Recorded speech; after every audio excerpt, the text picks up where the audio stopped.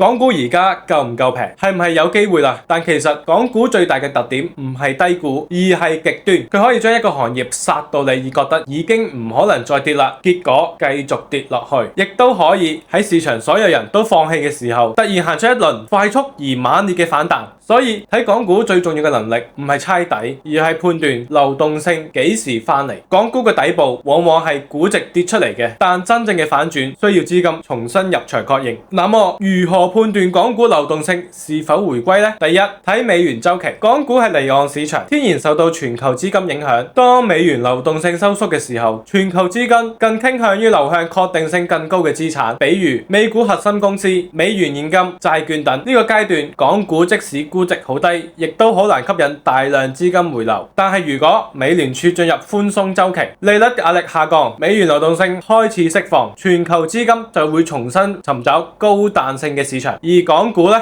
就啱好係屬於彈性最大嘅市場之一，因為佢跌得夠深，估值夠低，市場情緒悲觀，投資者倉位亦都比較輕。一旦資金回流，市場收復嘅速度咧往往會非常之快。過去港股嘅大級別反彈，好多時候都唔係因為市場突然之間發現股票有價值，而係外部流動性環境改變，資金成本下降，風險偏好提升，低估值資產重新被定價。所以判斷港股大趨勢唔可以淨係睇公司夠唔夠平，更加重要嘅係睇美元週期有冇開始放鬆。第二，睇國內消費。港股真正影響指數走勢嘅唔係大量嘅小股票，而係騰訊、阿里、美團、小米等呢啲核心資產。呢啲公司嘅背後咧，本質上代表咗中國互聯網經濟同埋消費嘅活躍程度。騰訊依靠廣告、遊戲、支付；阿里依靠電商同埋雲服務；美團依靠外賣、到店、旅遊消費；小米咧就連接手機、汽車同埋消費電子。佢哋咧最終都離唔開國內嘅需求。居民消費意願下降，企業廣告預算減少，咁呢啲公司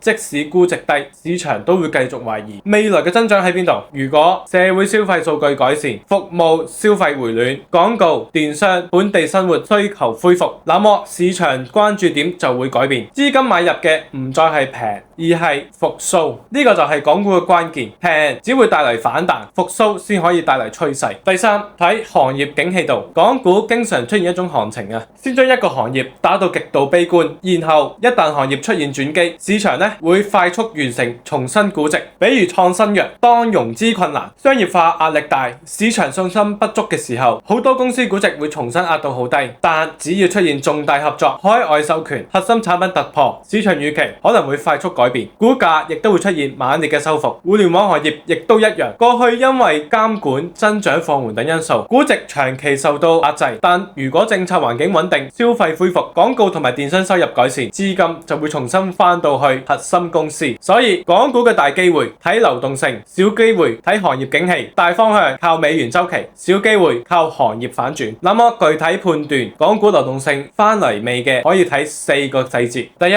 睇騰訊、阿里有冇走出右側趨勢。如果漲一日兩日，而且成交放大，回調不破，趨勢持續向上，因為真正嘅大資金翻到港股係唔可能繞開啲核心資產嘅。第二，睇成交量有冇明顯增加。港股好多反彈最大嘅問題就係冇成交量，冇量淨係代表情緒收復，有量先代表真正資金回流。第三，睇南向資金同埋外資態度。如果只有南向資金買入，而外資繼續流出，更多嘅只係局部行情。如果南向資金同埋國際資金同時轉向，港股彈性會明顯增強。第四，睇強勢行業可唔可以擴散。如果只有一個板塊上漲，咁就係結構性行情。